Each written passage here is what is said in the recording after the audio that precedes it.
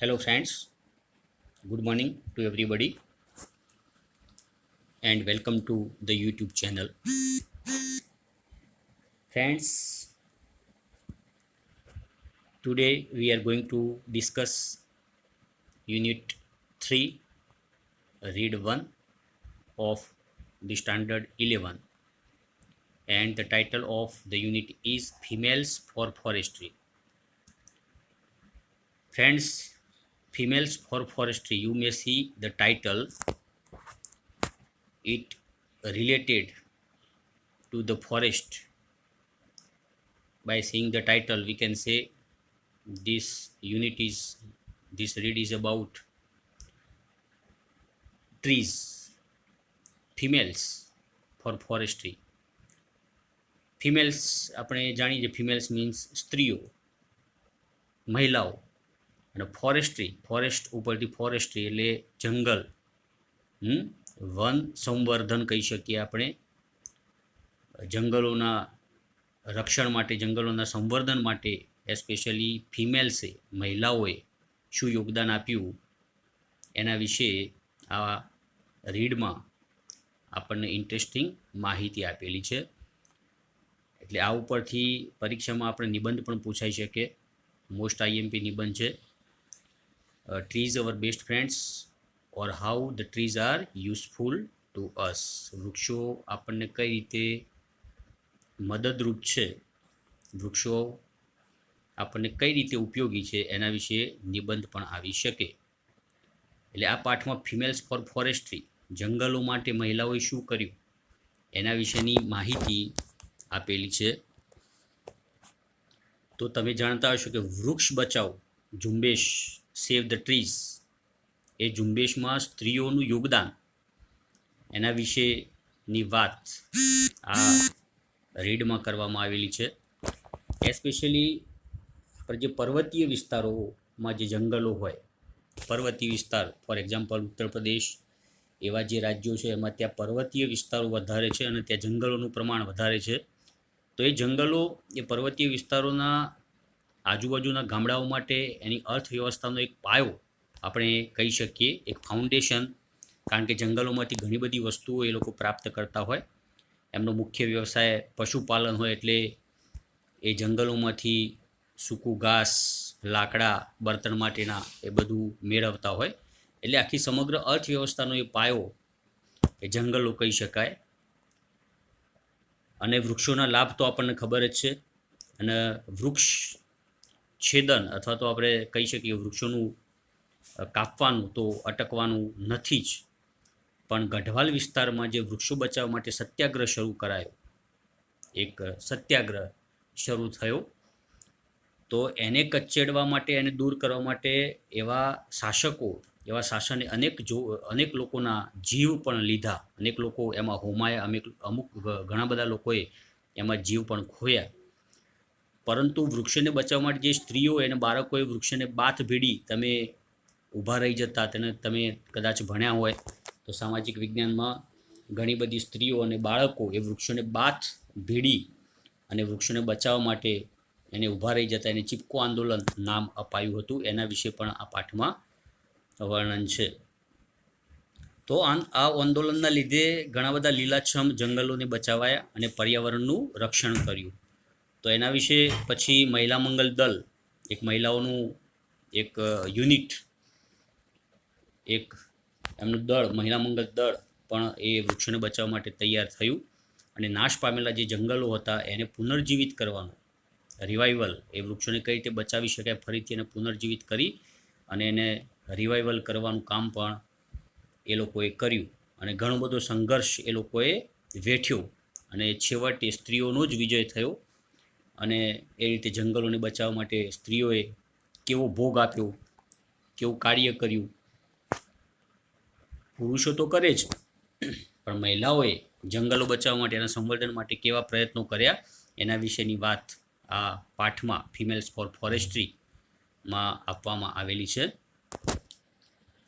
તો let's start from the very first line. Since time began, the natural, broad-leaved forest of Himalaya have played a significant role in the life of the people of Uttar Pradesh. જો since time began એટલે ઘણા લાંબા સમયથી યુગોથી natural broad લીવડ forest એટલે જે forest એટલે જંગલો, પણ એ જંગલો કેવા હતા તો એ જંગલોમાં એકદમ પહોળા પાંદડાવાળા જે ધરાવતા હિમાલયના જે જંગલો કહી શકાય, એ હિમાલયના જંગલોએ ઉત્તર પ્રદેશના લોકોના જીવનમાં in the life of the people of Uttar Pradesh this forest of Himalaya range, આ હિમાલયના જે પર્વતીય વિસ્તારોના જે જંગલો હતા, they have played a significant role. એ લોકોએ બહુ જ અગત્યનો રોલ ભજવેલો આ જંગલોએ. હવે સિગ્નિફિકન્ટ એટલે ખૂબ જ અગત્યનો, મહત્ત્વનો, ઇમ્પોર્ટન્ટ રોલ. ઇમ્પોર્ટન્ટ આપણે પરીક્ષામાં પૂછાય તો સિગ્નિફિકન્ટ એટલે અગત્યનો, રોલ એટલે એનો ફાળો. તો આ જંગલોએ એ લોકોના જીવન ઉપર બહુ જ અસર કરેલી.